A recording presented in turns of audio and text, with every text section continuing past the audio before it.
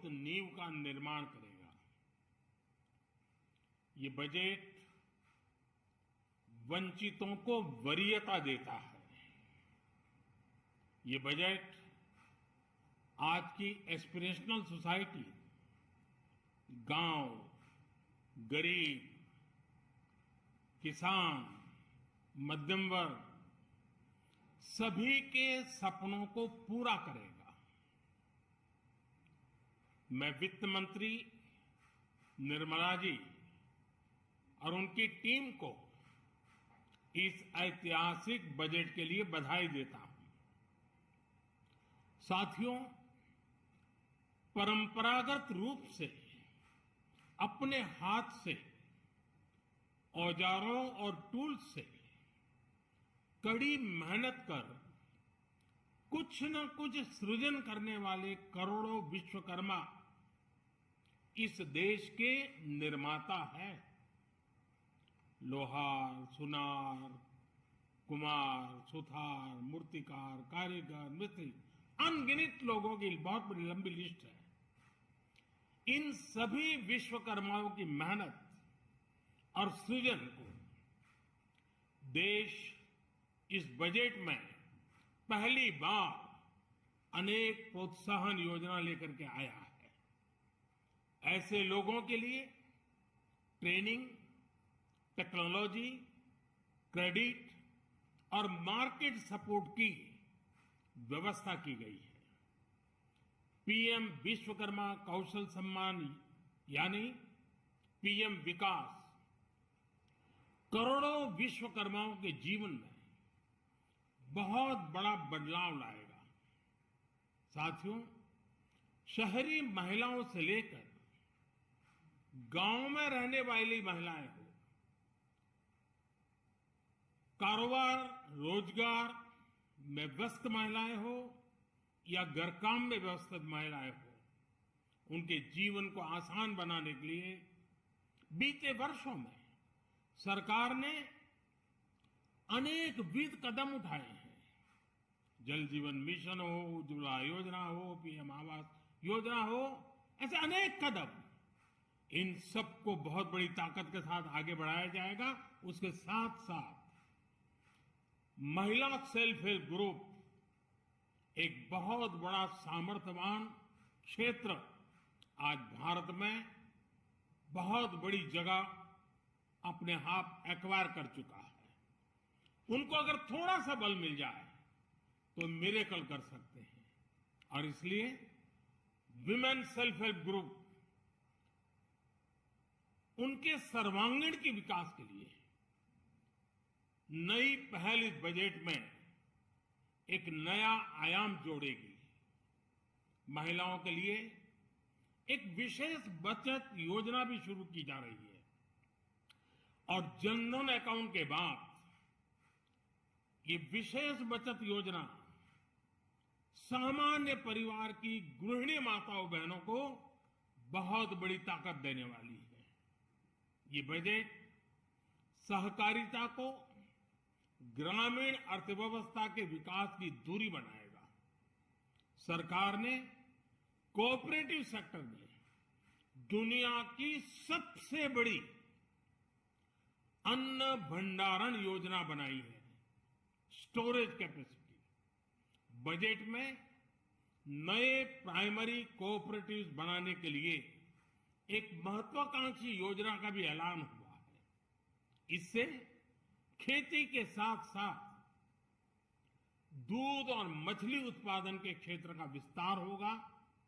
किसानों, पशुपालकों और मछुआरों को अपने उत्पाद की बेहतर कीमत मिलेगी। साथियों, अब हमें डिजिटल पेमेंट्स की सफलता को एग्रीकल्चर सेक्टर में दोहराना है। इसलिए इस बजट में हम डिजिटल एग्रीकल्चर इंफ्रास्ट्रक्चर की एक बहुत बड़ी योजना लेकर आए हैं। आज दुनिया इंटरनेशनल मिलेट ईयर मना रही है। भारत में मिलेट्स के अनेक प्रकार हैं, अनेक नाम हैं। आज जब मिलेट्स घर घर में पहुंच रहा है, पूरी दुनिया में पॉपुलर हो रहा है तो उसका सर्वाधिक लाभ भारत के छोटे किसानों के नसीब में है और इसलिए आवश्यक है कि नए तरीके से उसको आगे ले जाया जाए। इसकी एक नई पहचान, विशेष पहचान आवश्यक है। इसलिए अब इस सुपर फूड को श्री अन्न की नई पहचान दी गई है। उसके प्रोत्साहन के लिए भी अनेकविध योजनाएं बनाई गई हैं।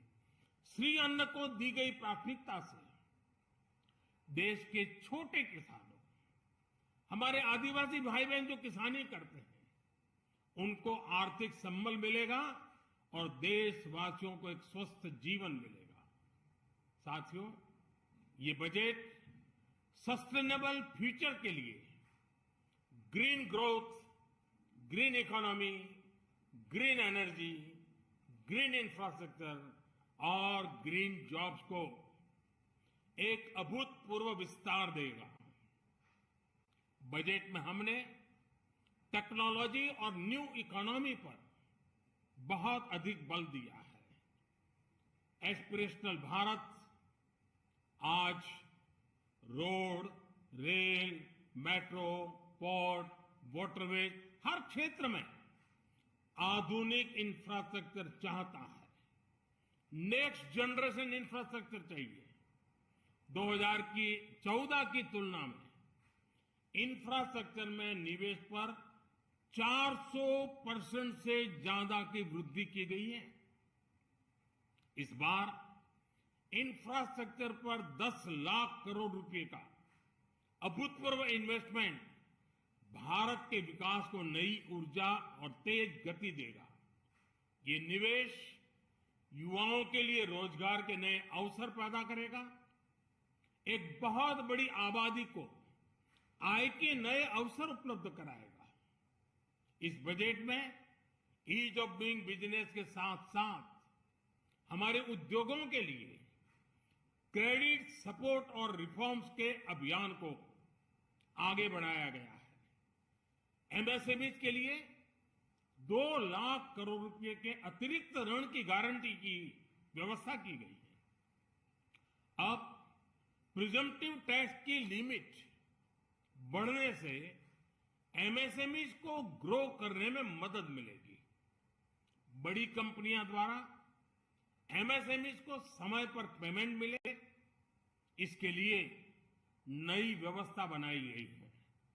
साथियों, बहुत तेजी से बदलते भारत में मध्यम वर्ग, विकास हो या व्यवस्था हो, साहस हो या संकल्प लेने का सामर्थ्य हो, जीवन के हर क्षेत्र में आज भारत का मध्यम वर्ग एक प्रमुख धारा बना हुआ है। समृद्ध और विकसित भारत के सपनों को पूरा करने के लिए मध्यम वर्ग एक बहुत बड़ी ताकत है। जैसे भारत की युवा शक्ति ये भारत का विशेष सामर्थ्य है, वैसे ही बढ़ता हुआ भारत का मध्यम वर्ग भी एक बहुत बड़ी शक्ति है। मध्यम वर्ग को सशक्त बनाने के लिए हमारी सरकार ने बीते वर्षों में अनेकों निर्णय लिए और ईज ऑफ लिविंग को सुनिश्चित किया है। हमने टैक्स रेट को कम किया है, साथ ही प्रोसेस को सिंप्लीफाई, ट्रांसपेरेंट और फास्ट किया है। हमेशा मध्यम वर्ग के साथ खड़ी रहने वाली हमारी सरकार ने मध्यम वर्ग को टैक्स में बड़ी राहत दी है। इस सर्वस्पर्शी और विकसित भारत के निर्माण को गति देने वाले बजट के लिए मैं फिर एक बार निर्मला जी और उनकी पूरी टीम को बहुत बहुत बधाई देता हूं और देशवासियों को भी बहुत बधाई के साथ साथ मैं आह्वान करता हूं, आइए अब नया बजट आपके सामने है, नए संकल्पों को लेकर के चल पड़े।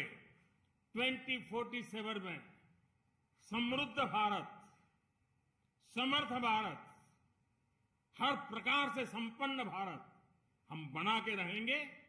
आइए इस यात्रा को हम आगे बढ़ाएं। बहुत बहुत धन्यवाद।